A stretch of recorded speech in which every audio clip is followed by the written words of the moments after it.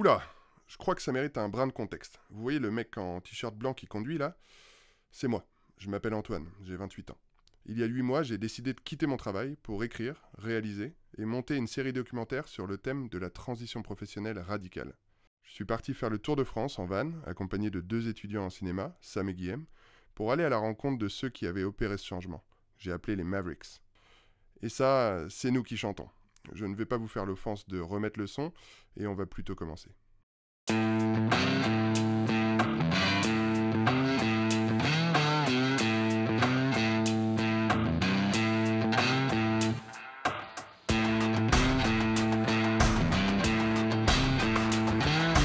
C'était une force qui était presque supérieure à moi, c'est que je savais qu'il fallait que je fasse ça.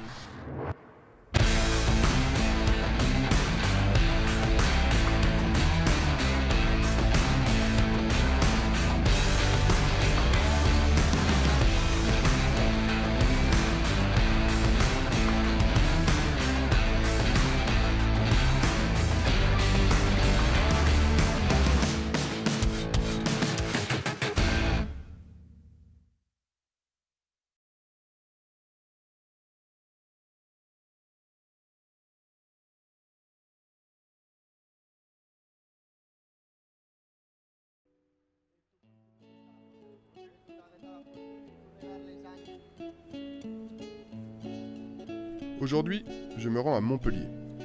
C'est en plein cœur de la ville, sur la place de la Comédie, que je pars à la rencontre de Marc.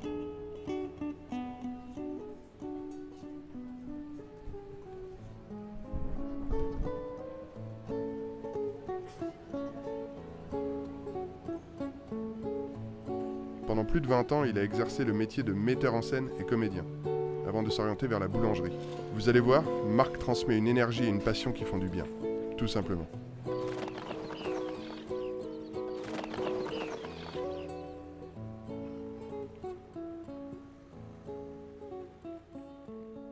Alors ce que je faisais avant, j'étais metteur en scène et comédien de théâtre essentiellement. J'avais envie de changer, voilà, pour une pratique quotidienne aussi. C'était pour moi vraiment quelque chose d'important par rapport à cette bohème qui était en même temps très plaisante et que j'avais choisie.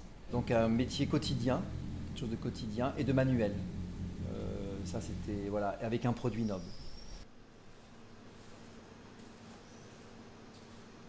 Moi en fait, je préfère le pain très simple. C'est pour ça que ça s'appelle pain brut d'ailleurs. En fait, moi, quand il y a trop de choses dans le pain, pour moi, c'est plus du pain. C'est très bon, ça peut être délicieux et tout, mais c'est plus du pain en fait. Je voudrais un milieu aussi où je suis totalement autonome. C'est-à-dire autonome de A à Z. On a le libre choix, le libre arbitre de choisir ses farines, de choisir son eau, de choisir son sel, de choisir son process, de choisir le prix, de choisir comment la couleur de la boulangerie, comment je... Voilà, ça, je voulais une activité dans laquelle j'étais totalement maître d'ouvrage. Voilà. Donc c'est vrai que je savais que j'irais vers un métier d'artisanat.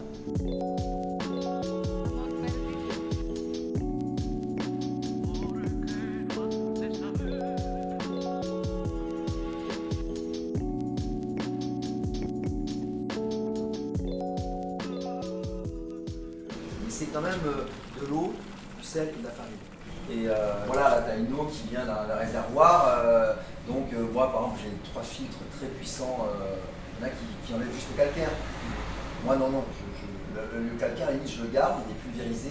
Mais par contre j'ai des filtres qui filtrent tout ce qui est métaux lourds. Je prends du sel de Sali, là c'est du sel de source. C'est un sel, il est français, il n'est pas loin, etc. Et tout, c'est qu'on ne peut pas le prendre. Ouais, donc je prends celui-là. Et après la farine, pareil, voilà, moi je prends que de la farine de meule, parce que le grain est déplié et pas brossé, frotté comme dans les cylindres. C'est quoi la différence? C'est que l'amande est conservée, le germe est conservé, il ne brûle pas. Après, très honnêtement, j'ai été très influencé, je lis beaucoup, et en tant que metteur en scène, j'avais monté un texte de Matthew B. Crawford qui s'appelle Éloge du carburateur, et qui raconte comment un gars, si tu veux, s'emmerde dans son boulot, et décide de revenir à son premier amour qui est de réparer les motos. Et Matthew B. Crawford raconte justement comment en fait un jour il rentre et son fils lui dit « Qu'est-ce que tu as fait aujourd'hui ?» Et en fait il a bossé toute la journée mais il ne sait pas ce qu'il a fait. En fait, il a fait des choses mécaniques, il a fait des corrections, il a répondu à des mails et tout, mais en fait il n'a rien fait. Et il dit « Maintenant quand je rentre, Je peux dire à mon fils, j'ai réparé 3 carbus, j'ai fait 2 trucs et j'ai fait ça. Il dit, je sais ce que j'ai fait de ma journée. Mais en fait, je ressens aussi cet épuisement dont lui parle. Des fois, j'allais dans des ateliers en banlieue parler de Marivaux ou de Molière ou de Jon Fosse et je me disais, mais ça ne le fait pas quoi. Il y a quelque chose de vain et d'inutile, malheureusement.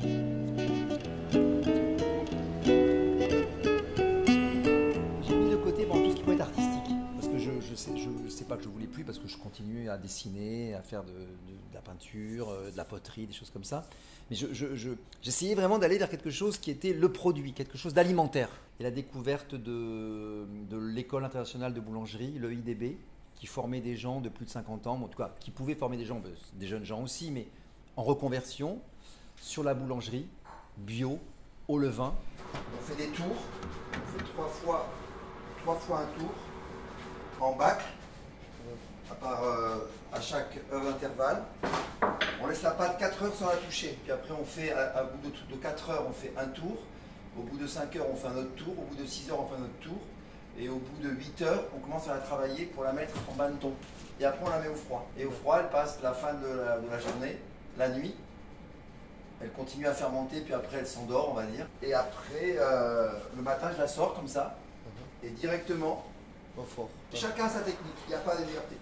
C'est une technique particulière, c'est la longue fermentation avec un passage au froid. Mais c'est complexe en même temps, parce que moi, vers la fin, par exemple, j'ai eu des magnifiques projets, j'ai fait un opéra à Buenos Aires qu'on a tourné à New York, machin, etc. Et tu te dis, waouh, cette vie, elle est irremplaçable. L'aspect le plus difficile du métier de boulanger, j'en vois pas vraiment, parce qu'en fait, moi j'en vois pas. Si, les horaires par exemple, mais comme justement moi j'ai adapté les heures d'ouverture, mon travail, etc. pour pas justement me lever à 2h du mat, non je vois pas d'inconvénient, très honnêtement. Si ce n'est peut-être la routine, si tu veux. C'est quelque chose qui peut très vite être très routinier. D'ailleurs c'est pour ça que les machines peuvent faire du pain très correct, parce qu'il s'agit quand même de mélanger trois éléments, le sel, l'eau, la farine. Les machines le font très bien.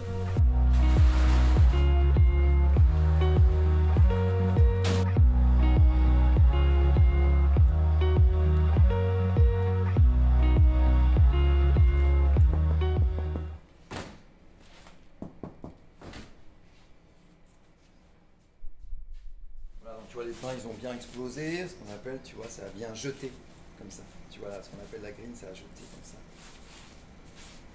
Oui, non, moi je cuis bien là-bas. Quand je dis que je le cuis quoi. C'est pas. Moi je pouvais, j'ai eu des années fastes, mais ces dernières années, je gagnais moins de 2000 €. Donc tu gagnes pas beaucoup d'argent et tu es dans une précarité totale. Et là aujourd'hui, je peux dire que je gagne moins d'argent, mais je m'enrichis. La boulangerie est à moi, si je plante un clou, il est à moi. Je veux dire, ça n'a rien à voir. Tu changes de catégorie dans le rapport à la matière, si tu veux. Un spectacle, c'est totalement immatériel. Ça n'a pas de valeur en soi. Tu le vends, tu le joues, mais ça n'a pas, tu ne peux pas capitaliser. Tu capitalises au niveau de la notoriété, par exemple. Et tu fais le prochain. Chaque spectacle t'aide à faire le prochain. Moi, le pain ne m'aide pas à faire le prochain pain. Le pain, ça me fait gagner ma vie. C'est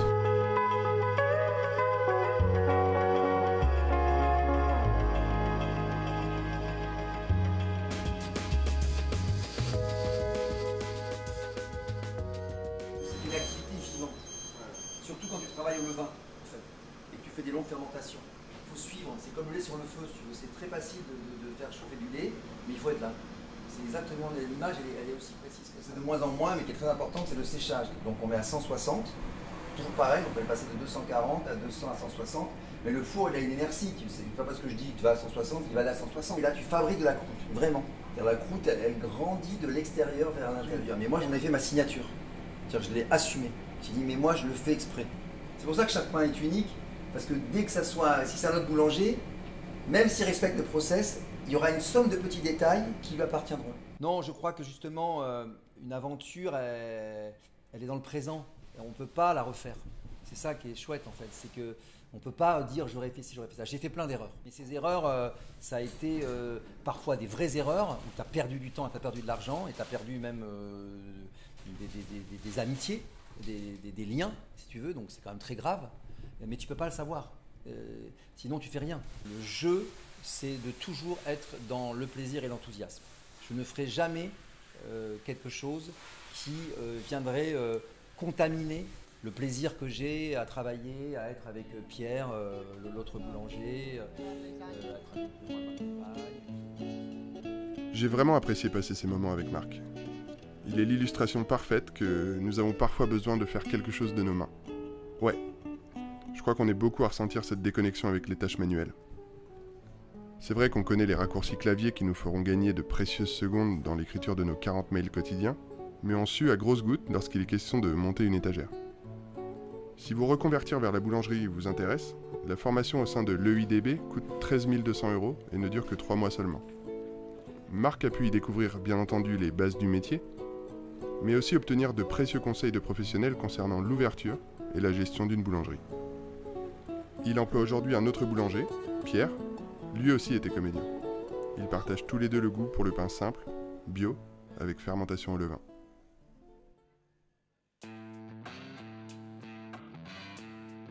J'ai commencé ma vie professionnelle par le journalisme. Du coup, je me suis reconvertie partiellement, presque intégralement en agricultrice.